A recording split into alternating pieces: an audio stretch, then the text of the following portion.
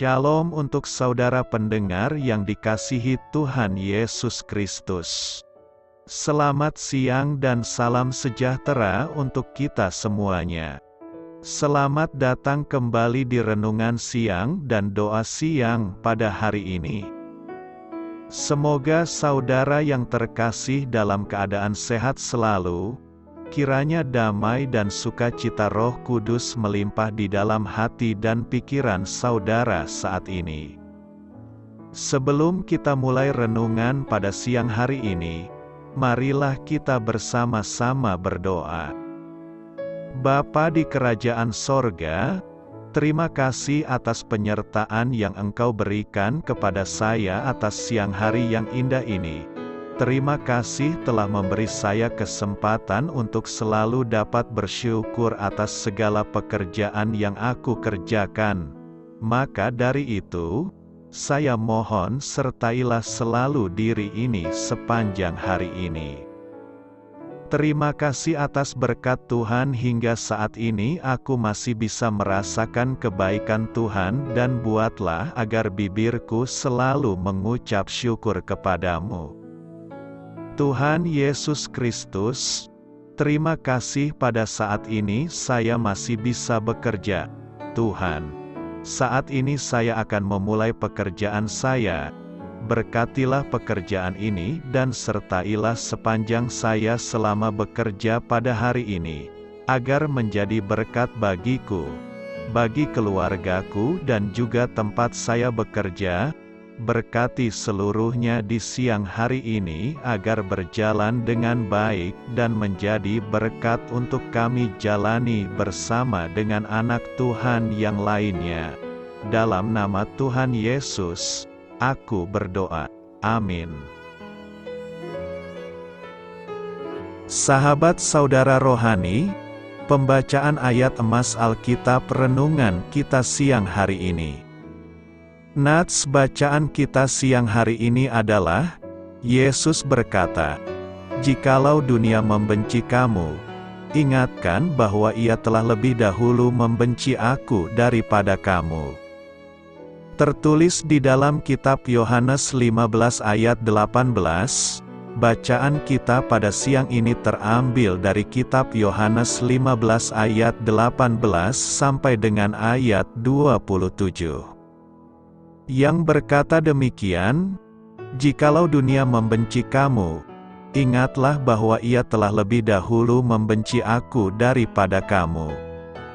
Sekiranya kamu dari dunia, tentulah dunia mengasihi kamu sebagai miliknya.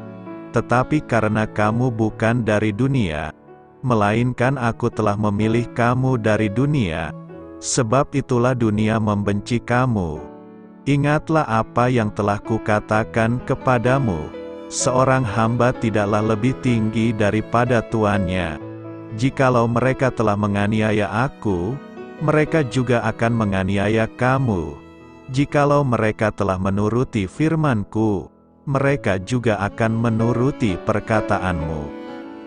Tetapi semuanya itu akan mereka lakukan terhadap kamu karena nama-Ku, sebab mereka tidak mengenal Dia yang telah mengutus aku.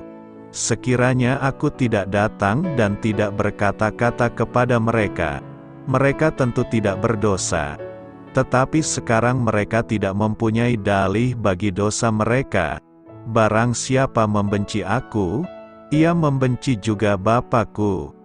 Sekiranya aku tidak melakukan pekerjaan di tengah-tengah mereka seperti yang tidak pernah dilakukan orang lain, mereka tentu tidak berdosa. Tetapi sekarang walaupun mereka telah melihat semuanya itu, namun mereka membenci baik aku maupun Bapa-Ku. Tetapi firman yang ada tertulis dalam kitab Taurat mereka harus digenapi. Mereka membenci aku tanpa alasan, jikalau penghibur yang akan kuutus dari Bapa datang, yaitu Roh kebenaran yang keluar dari Bapa, ia akan bersaksi tentang aku. Tetapi kamu juga harus bersaksi, karena kamu dari semula bersama-sama dengan aku. Demikian firman Tuhan. Ayat di atas terambil dari kitab Yohanes 15 ayat 18 sampai dengan ayat 27. Mari kita mulai renungan siang kita. Judul renungan kita hari ini adalah Bila kasih dibalas benci. Kata bijak Alkitab hari ini adalah kasih dibalas dengan kasih adalah hal yang biasa, namun benci dibalas dengan kasih adalah hal yang luar biasa. Cerita renungan siang kita hari ini adalah, jika ada satu hal yang menjadi ciri khas orang-orang yang percaya kepada Yesus, maka hal itu adalah kasih. Kata kasih muncul di dalam kitab suci lebih dari 500 kali. Inti dari Injil adalah kasih, sebagaimana yang kita lihat di dalam Yohanes 3 ayat 16. Karena begitu besar kasih Allah akan dunia ini. Surat 1 Yohanes 3 ayat 16 menjelaskan lebih lanjut. Demikianlah kita ketahui kasih Kristus, yaitu bahwa Ia telah menyerahkan nyawanya untuk kita. Orang Kristiani harus melayani satu sama lain di dalam kasih. Galatia 5 ayat 13, mengasihi sesama manusia seperti dirinya sendiri. Galatia 5 ayat 14, hidup di dalam kasih. Efesus 5 ayat 2, dan mengasihi dengan perbuatan serta di dalam kebenaran. 1 Yohanes 3 ayat 18. Jadi, jika Yesus dan para pengikutnya adalah kasih, mengapa sebagian orang senang membenci kita? Dan berdasarkan sebuah perkiraan, mengapa ada 200 juta orang percaya yang dianiaya di dunia saat ini? Yesus memberitahukan alasannya kepada kita. Dia berkata kepada murid-muridnya, "Barang siapa berbuat jahat, membenci terang dan tidak datang kepada terang itu, supaya perbuatan-perbuatannya yang jahat itu tidak tampak." Yohanes 3 ayat 20. Yesuslah terang itu. Saat Dia berjalan di muka bumi ini, orang-orang membencinya karena Dia menyingkapkan kegelapan dosa mereka. Dan kita sekarang adalah terangnya di dunia ini. Matius 5 ayat 14. Sehingga dunia juga akan membenci kita. Yohanes 15 ayat 19. Tugas kita adalah menjadi saluran kasih dan terang Allah, sekalipun kita dibenci sebagai balasannya. Jika dunia membenci kamu, Yohanes 15 ayat 18 berkata, "Jikalau dunia membenci kamu, ingatlah bahwa ia telah lebih dahulu membenci aku daripada kamu." Dunia pastilah akan selalu berusaha membenci hal-hal yang bersifat surgawi. Dunia dan surga tidak bisa menyatu karena dunia penuh dengan kegelapan sementara surga penuh dengan sinar dan cahaya kemuliaan Tuhan. Cukup sering Yesus menyebut kata dunia. Jikalau dunia membenci kamu, ingatlah bahwa ia telah lebih dahulu membenci aku daripada kau. Di sini Yesus tidak memaksudkan dunia dalam artiannya yang konkret sebagai tempat tinggal manusia, melainkan sebagai kemanusiaan yang telah jatuh ke dalam dosa. Dalam tulisan-tulisan Yohanes, dunia mewakilkan suatu sistem dari yang jahat, yang dikendalikan oleh kuasa-kuasa kegelapan. Setiap hal yang ada di dalam sistem itu bertentangan atau berlawanan dengan pemerintahan Allah. Dengan tegas Yesus mengatakan kepada para murid-Nya, "Karena kamu bukan dari dunia, melainkan aku telah memilih kamu dari dunia. Sebab itulah dunia membenci kamu." Yesus mengalami sendiri apa artinya kebencian itu. Oleh karena itu Dia anti-anti mengingatkan para murid-Nya, "Seorang hamba tidaklah lebih tinggi daripada tuannya. Jikalau mereka telah menganiaya aku, mereka juga akan menganiaya kamu. Nubuatan Yesus ini telah terbukti benar pada segala zaman melalui kisah hidup para kudus. Apakah yang dimaksudkan oleh Yesus dengan kata "dunia"? Dalam bagian Injil Yohanes lainnya, Yesus memproklamasikan kasih Bapanya akan dunia dengan tindakan mengutus puteranya yang tunggal guna menyelamatkannya. Namun penggunaan kata "dunia" dalam percakapannya dengan Nikodemus itu mengacu kepada semua mereka yang menghuni bumi, puteri dan putera Bapa. Akan tetapi, pada bacaan Injil hari ini Yesus berbicara mengenai dunia sebagai sistem kemanusiaan yang tidak tunduk kepada Allah, melainkan yang berada di bawah pengaruh iblis. Kalau Yesus berbicara mengenai dunia yang membenci para muridnya, maka dia mengacu pada pertempuran antara kegelapan dan terang. Yesus berkata-kata kepada para muridnya guna menyadarkan mereka. Sampai berapa sadarkah kita bahwa jalan-jalan atau cara-cara dunia bukanlah jalan-jalan atau cara-cara Allah? Apabila kita hidup sebagai anak-anak Allah, maka kata-kata kita dan tindakan-tindakan kita di sana-sini akan bertabrakan dengan dunia. Oleh karena itu baiklah bagi kita untuk senantiasa mengingat hal ini, sehingga dengan demikian kita tidak akan menjadi terkejut jika kita menghadapi oposisi selagi kita berupaya untuk melakukan kehendak Bapa Surgawi. Hidup sebagai anak-anak Allah menyangkut tindakan melepaskan nilai-nilai dunia yang umumnya berlaku, misalnya mendahulukan kepentingan pribadi kita dan lain sebagainya. Sebagai anak-anak Allah, cara kita menjalin relasi harus didasarkan atas pemberian diri dan rekonsiliasi. Kita tidak akan mencari-cari kesempatan untuk membalas dendam, namun akan menyerahkan tindakan penghakiman kepada Allah saja dan berdoa bagi para musuh kita. Sikap dan perilaku kita haruslah berdasarkan ajaran Yesus dalam khotbah di bukit dan hukum kasih.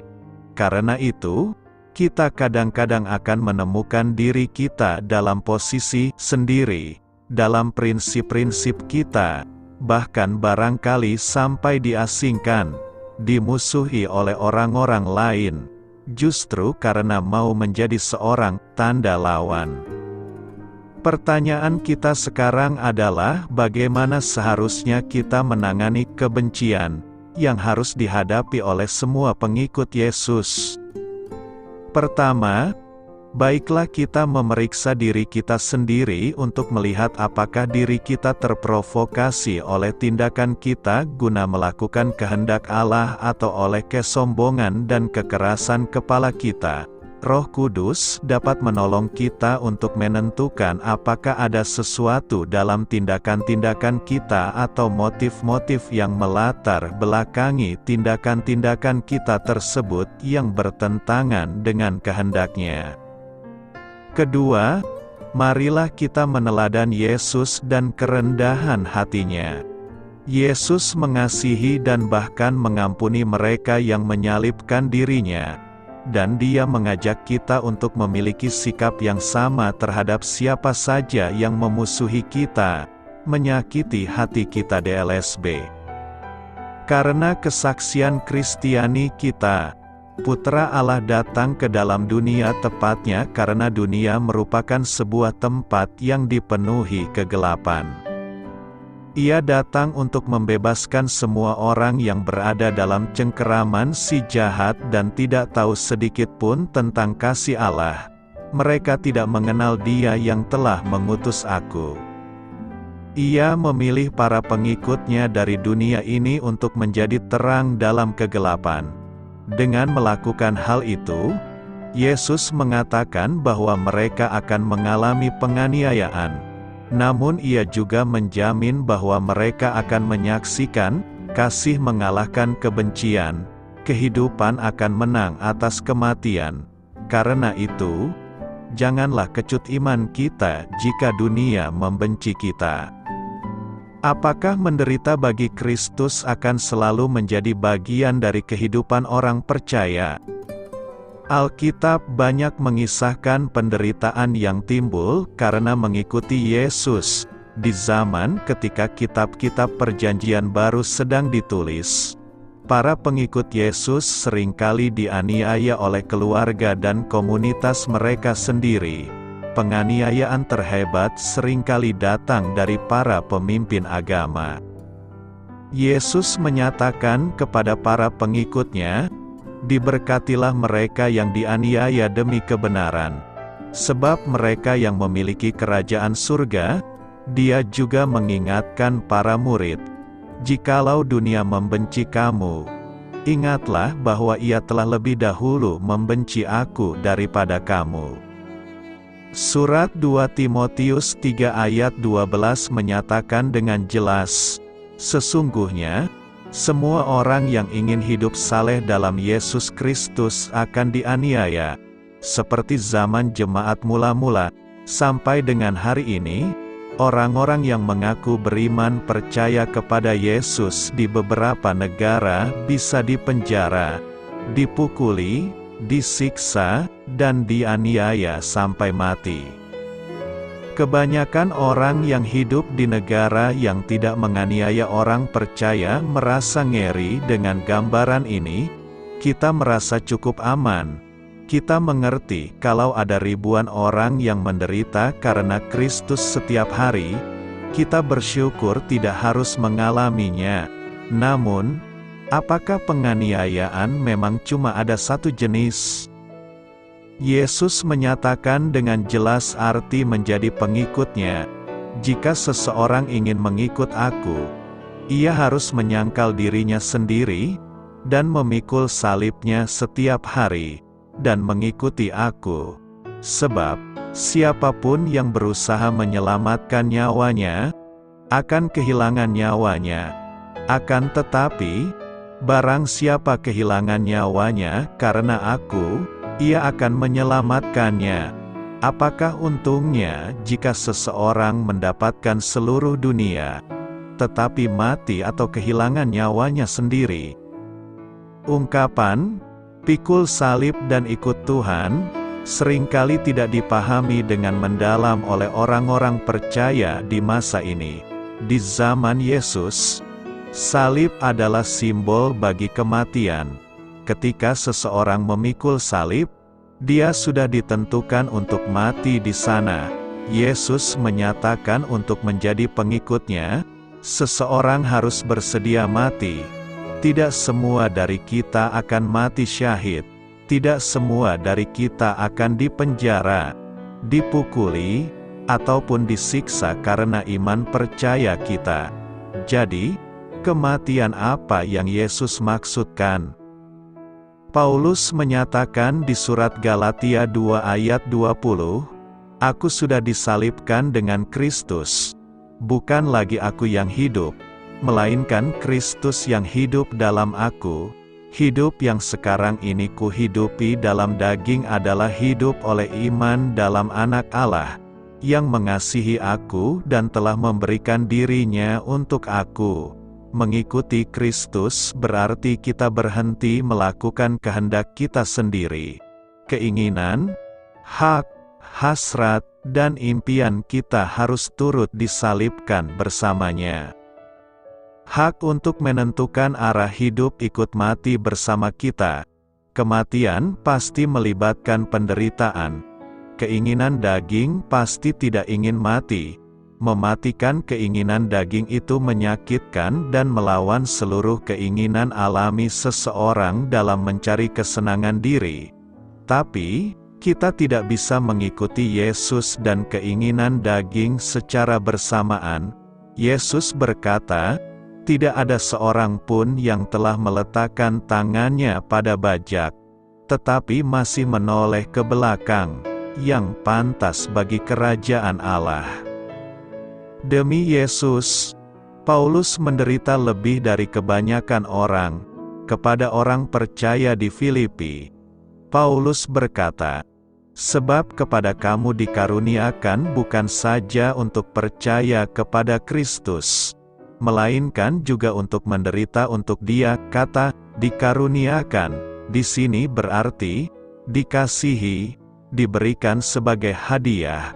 Paulus tidak melihat penderitaan sebagai kutukan, tetapi justru sebagai keuntungan. Penderitaan bisa datang dalam berbagai bentuk. Dengan memilih untuk taat kepada Yesus Kristus, kita sedang memisahkan diri dari dunia ini. Karena itu, Paulus di surat Galatia 1 ayat 10 berkata, "Apakah sekarang aku sedang mencari persetujuan manusia atau persetujuan Allah? Atau, apakah aku masih mencoba menyenangkan manusia?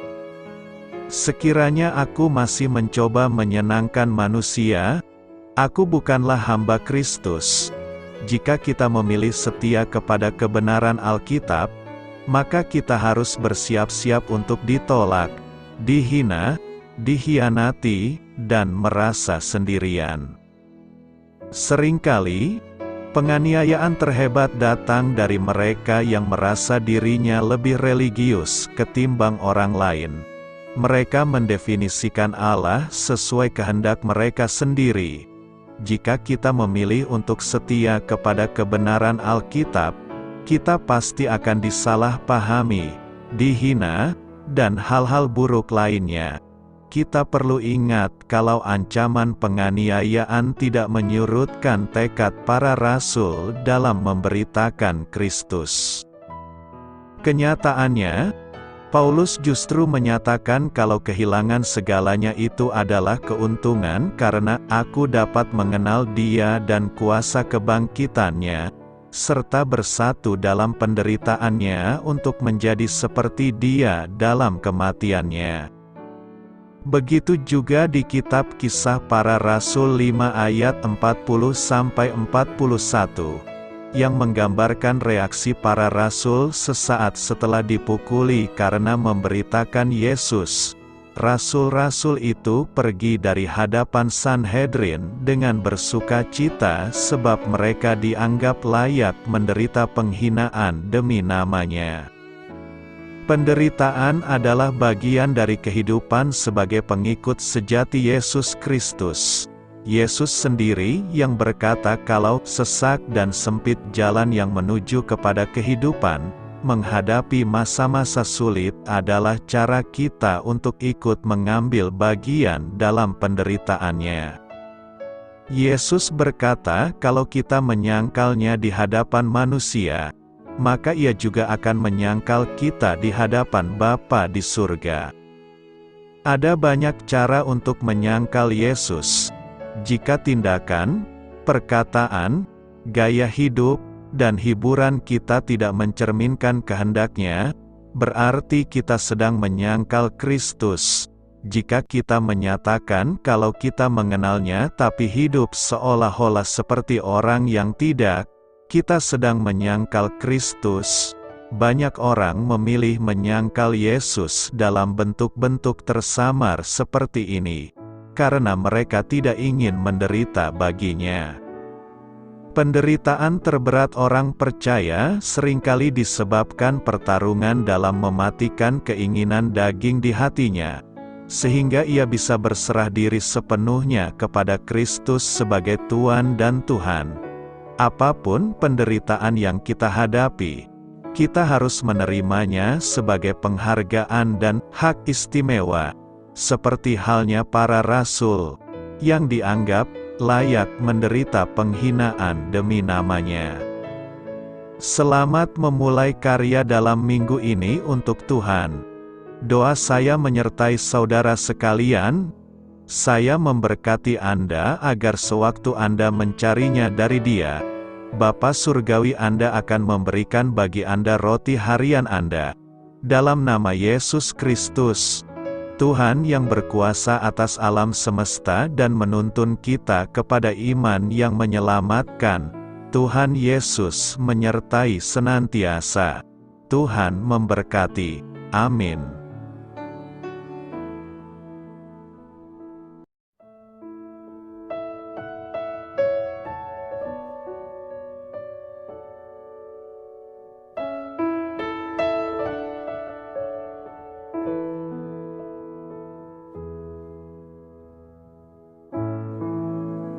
Demikianlah renungan firman Tuhan pada siang hari ini.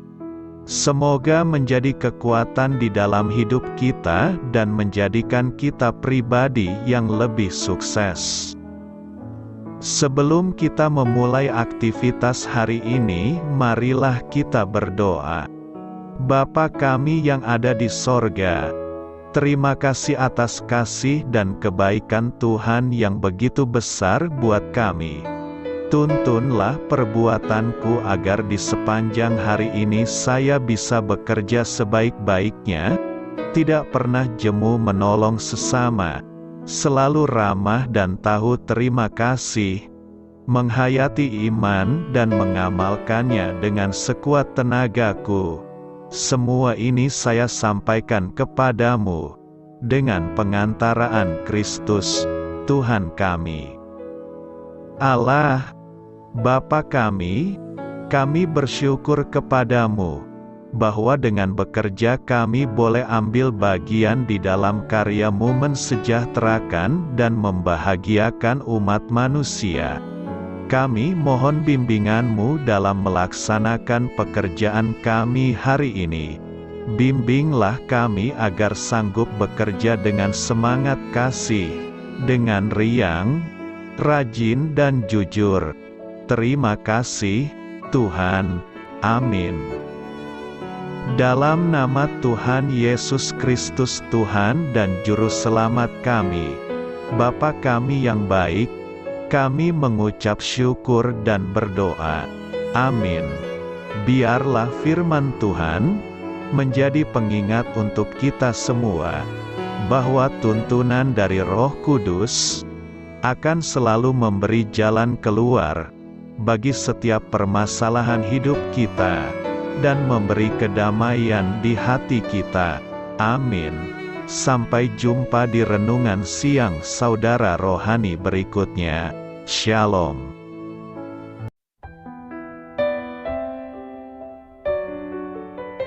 Halo untuk semua pendengar saudara rohani yang terkasih di dalam nama Tuhan Yesus Kristus dimanapun berada. Mari dukung kami, tim redaksi Renungan Harian Saudara Rohani, dengan cara memberikan bantuan, kritik dan masukan. Saudara dapat memberikan masukan melalui kolom komentar di bawah atau mengirim kepada kami langsung melalui email yang tertera di layar Anda, saudararohani@gmail.com. Jika saudara terberkati melalui renungan ini, saudara dapat mendoakan kami dan memberikan bantuan lainnya dengan mengirim email kepada kami. Saya berdoa agar saudara sekalian bahagia dan sehat selalu. Amin.